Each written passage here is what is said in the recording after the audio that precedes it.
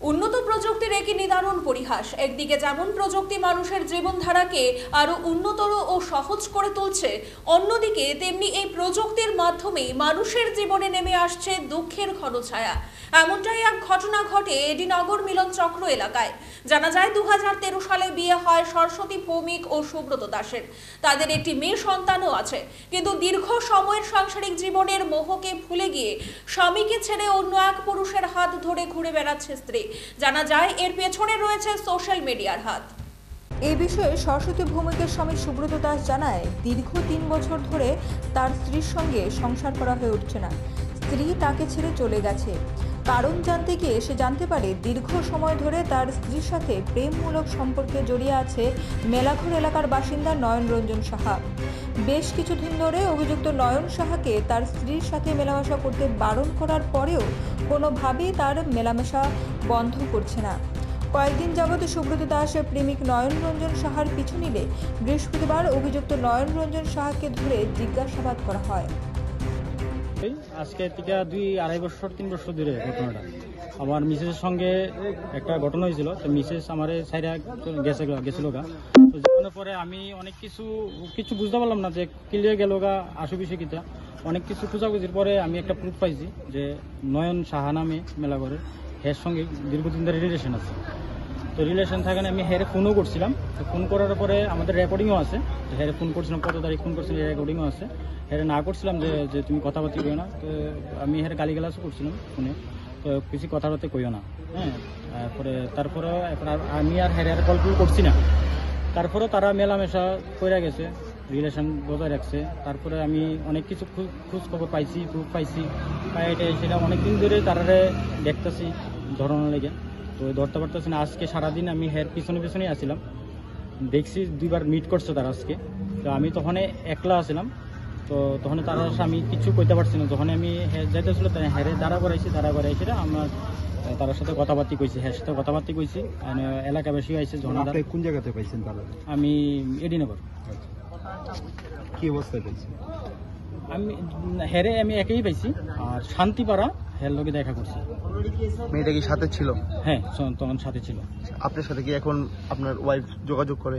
না, এখন ওর যোগাযোগ এখন কোনো কিছু নাই।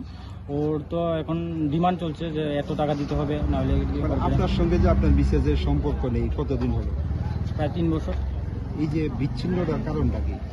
বিচ্ছিন্নতার কারণ তো প্রথমে কিছু বুঝতে পারলাম না। তারপরে যখন আমি ওর একটা সিম কার্ড ছিল, সিম কার্ড থ্রুতে বের করলাম, তখন হ্যাঁ ওর সাথে কথাবার্তা করতো। তখন বুঝলাম যে ওর সাথে একটা রিলেশন আছে। তখন কি মনে হয়, মানে ওনার সঙ্গে সম্পর্ক তৈরি হওয়ার ফলে কি আপনার সঙ্গে? হ্যাঁ। আচ্ছা, তারপর ওর সাথে আজকে ওকে দেখা করলাম। আমি এলাকার উপপ্রধান, প্রধান, পাড়ার গার্জিয়ান সবার সাথে ওদের খবর দিয়েছিলাম যে বসে কথাবার্তা বলার জন্য। তো ওরা বসেনি। তো তার নানান ধরনের অজুহাত দেখিয়েছিল, বসেনি ওরা। তো আজকে যখন ওকে ধরলাম, তো ওর মোবাইল থেকে আমি বিভিন্ন ধরনের এভিডেন্স পেলাম। তো এভিডেন্সগুলো আমি আপনাকে দেখাচ্ছি। আপনি কোনখানে আটক করছেন? আমি এডিনগর। আজকে যেহেতু ওনাকে আটক করছেন এবং বিভিন্ন তথ্য আপনি পেয়েছেন আপনার মিসেজের বিরুদ্ধে বা ওর বিরুদ্ধে, এখন আপনি কি চান? আমি সুষ্ঠু বিচার চাচ্ছি। ও যে আমার নামে কোর্টে মামলা করছে, বিভিন্ন ভুলভাল দেখিয়ে মামলা করছে, তো ওটার আমি সুষ্ঠু বিচার চাচ্ছি। মানে মামলাটা কিসের? মামলাটা ও বলছে মেনটেনেন্স দেওয়ার জন্য। তো আমি আমার মেয়ের মেনটেনেন্স পুরোটাই দিচ্ছি। তো বলছে ওরও মেনটেনেন্স দেওয়ার জন্য। তো আমি বলছিলাম যে তুমি তো আমার সঙ্গে আসোনি, তো আমি মেনটেনেন্স কেন দেবো? তো বলছে যে ডিভোর্স দিয়ে দাও। তো বলে না, আমি 15 লাখ টাকা লাগবে ডিভোর্স দেওয়ার জন্য। কত বছর আগে বিয়ে হয়েছিল আপনার? আমার 2013-তে। সামাজিক বিয়ে ছিল? না, লাভ ম্যারেজ ছিল। আচ্ছা, বর্তমানে সংসারে কে কে আছে? আমার বাড়িতে মা, বাবা, ভাই, ছোট ভাইয়ের বউ, আর মেয়ে ওইখানেও থাকে, এখানেও থাকে। আপনার নাম? আমার নাম সুব্রত দাস। আর মিসেজের নাম? সরস্বতী ভৌমিক। আর যাকে আটক করেছেন? নয়ন সাহা। আচ্ছা, এই ঘটনার পর ঘটনাস্থলে পুলিশ আসলো, পুলিশের কাছ থেকে কি ধরনের সহযোগিতা বা? আমি পুলিশের সঙ্গে সবটাই খুলে ধরলাম। তো পুলিশও বললো যে না, ওটা তো এমন কিছু নেই। তো পুলিশও ওদেরকে ফোন করেছিল, ওরা বললো আসবে না। প্রথম নয়ন সাহাকে দিয়ে ফোন করেছিলাম যে আসবে বলেছিল। 2 ঘন্টা বসিয়ে রাখা হলো এখানে।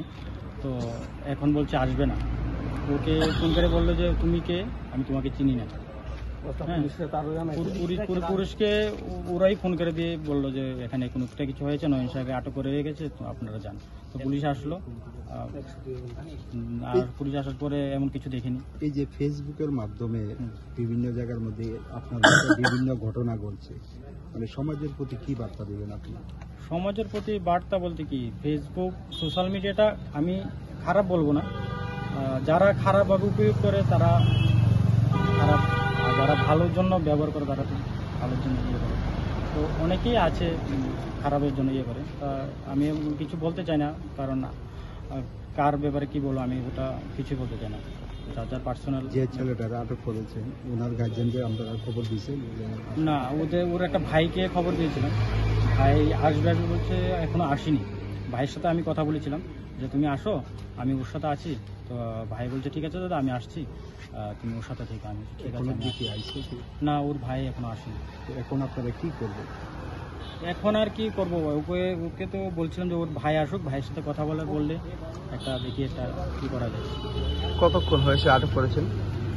প্রায় 2 ঘন্টার উপর হলো। আমরা বসে রয়েছি, ও মেয়ের বাড়িতে ফোন করেছিল। আপনার মিসেস কি বলেছিল ফোন করার পর? ফোন করার বলেছিল যে আসবে, আসছি, ওইখানে আছি, আসছি। ওকেই বল, ওর ফোন দিয়ে কথা বলেছিল, আমার ফোন নেই, ওর ফোন দিয়ে কথা বলেছিল যে আসছি, ও আছে সামনে।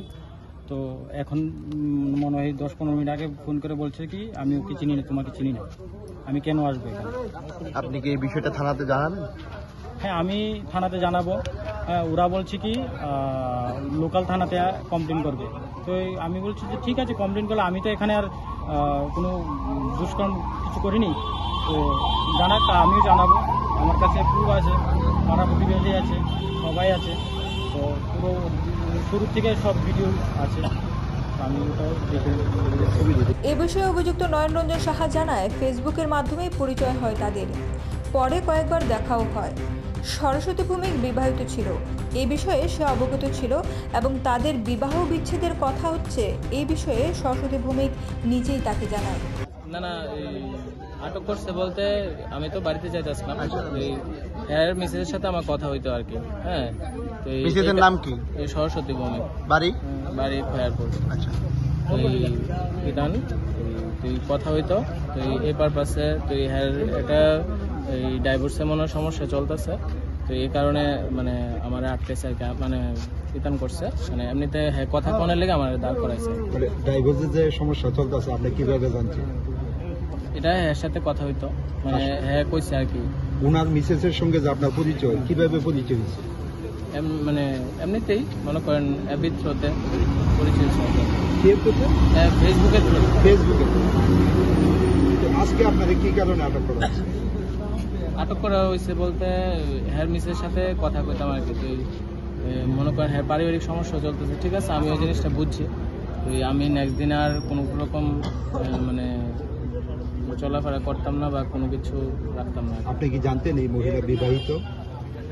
হ্যাঁ, মহিলা বিবাহিত। তারপরে আপনি মানে ওনার সঙ্গে রিলেশন করছেন? রিলেশন বলতে ওই হ্যাঁ কথাবার্তা হইতো সবসময়। আপনার বাড়ি কোথায়? আপনার বাড়ি কোথায়? মেলাঘর কোনখানে? Melaghar hospital road. বাবার নাম? বাবার নাম চিত্তরঞ্জন শাহ। আপনার নাম? নয়নরঞ্জন শাহ। আজকে কি ওনার সঙ্গে মিট করতে আইছেন নাকি? না, আমি মেডিসিন নিতে পারছি, এমনিতে দেখা হয়েছে। আজকে কি প্রথম মানে দেখা করছেন না এর আগেও দেখা? না, এর আগেও দেখা হইতো। কতবার দেখা করছে? মানে এমনিতে আইতাম, মানে কতদিন ধরে কথা হইতেন আপনি? হ্যাঁ, 2-3 বছর। এখন যে এলাকাবাসী বা ওনার স্বামী যে আপনারা আটক করছে, এখন কি হইতে পারে বা আপনাদের কি হয়েছে এলাকাবাসী? এলাকাবাসী তারা তো আমার সহযোগিতা করছে, কোনো রকম মানে সেরকম কোনো কিছু চাপ সৃষ্টি করছে না, মানে নর্মালি কথাবার্তা কইছে তারা আইতে আর কি। তার মানে আইসে না আর কি। মেয়ে কি কইছে? আইবো কইছিল প্রথমে আইবো, কিন্তু এরপর আর আইসে না। আপনি কি চান? আমি মনে করো এরকম এখন কোনো মানে যোগাযোগ রাখতাম না আর কি কোনো কিছু। আপনি কি বিবাহিত? না, আমি আনম্যারিড। বাড়িতে কে কে আছে? বাড়িতে মা বাবা আছে। কি করেন আপনি? মেডিসিন দিতে। কোনখানে? মেলাঘর। তুমি কি বক্তব্য দিবা? সুব্রত দাস অভিযুক্ত নয়নরঞ্জন সাহাকে ধরে জিজ্ঞাসাবাদ করে তাকে পুলিশের হাতে তুলে দিয়েছে বলে জানা যায়। পুলিশ এই বিষয়টিকে নিয়ে তদন্তে নেমেছে। ব্যুরো রিপোর্ট, পাবলিক নাও।